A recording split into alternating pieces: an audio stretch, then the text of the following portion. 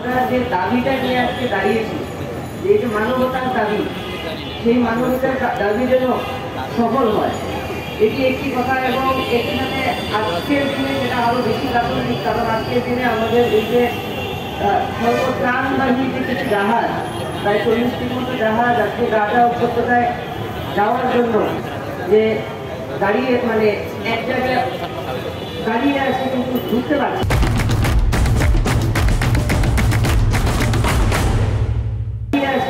বুঝতে পারছে না। এবং একই অবস্থায় মানবতার পক্ষে দিচ্ছে না, সেই একটা অবস্থায় আমরা যারা মুসলিম সারা বিশ্বব্যাপী আছি, এবং শুধু মুসলিম নয়, এখন এই যে ইস্যু সেটা সারা বিশ্ববাসীরই একটা কনসার্নের বিষয় হয়ে দাঁড়িয়েছে।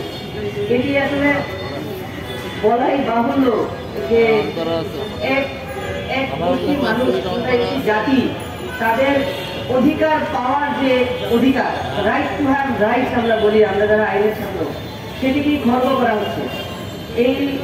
এই যে মানুষগুলো, তাদেরকে বেঁচে থাকতে দেওয়া হচ্ছে না, এবং তাদেরকে নিশ্চিহ্ন করে দেওয়ার জন্য যতভাবে যত রকমের ব্যবস্থা নেওয়া যায় এবং যত ধরনের অস্ত্র ব্যবহার করা যায়, সব ধরনের অস্ত্র ব্যবহার করা যাচ্ছে।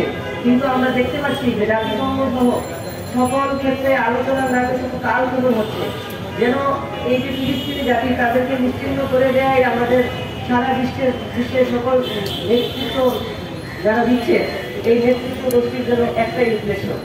আমরা চাই এই সকল যারা নেতৃত্বে আছেন, সকল নেতারা এবং সকল সচেতন নাগরিকেরা, সচেতন মানুষেরা, তারা যেন মনুষ্যত্বের পরিচয় দিয়ে মানবতার রক্ষার স্বার্থে ফিলিস্তিনের সকল নাগরিকদের পক্ষে দাঁড়ান, এবং ফিলিস্তিনে অতি দ্রুত ত্রাণ সামগ্রী এবং মানবিক সহায়তা নিয়ে যাওয়ার জন্য যত ধরনের ব্যবস্থা নেওয়া সম্ভব, তার জন্য যদি সামরিক সহায়তা দরকার হয় সেটাও করে যেন ফিলিস্তিনের এই জাতিকে রক্ষা করার জন্য তারা সবচেয়ে কঠিনতর পদক্ষেপ নিতে প্রস্তুত থাকে।